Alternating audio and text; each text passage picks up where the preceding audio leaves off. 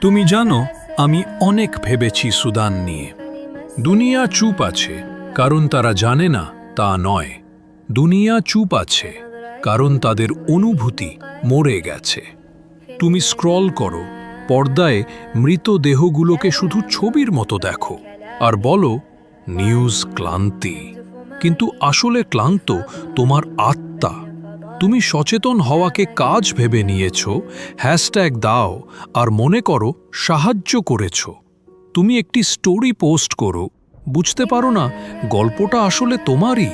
আল্লাহ বলেছেন, আল্লাহ কোনো জাতির অবস্থা পরিবর্তন করেন না যতক্ষণ না তারা নিজেদের ভেতর যা আছে তা পরিবর্তন করে। সুদান তোমার দয়া চায় না, সুদান চায় তোমার জাগরণ।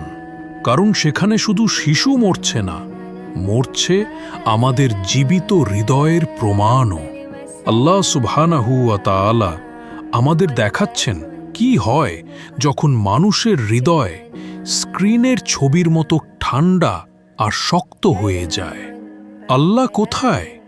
এই প্রশ্ন করো না, বরং জিজ্ঞাসা করো তার সৃষ্টি যখন কাঁদছিল আমি কোথায় ছিলাম। রসূল সাল্লাল্লাহু আলাইহি ওয়াসাল্লাম বলেছেন, উম্মা এক দেহের মতো। তাহলে সুদান রক্ত ঝরালে তুমি কিভাবে এখনো শান্তিতে ঘুমাও?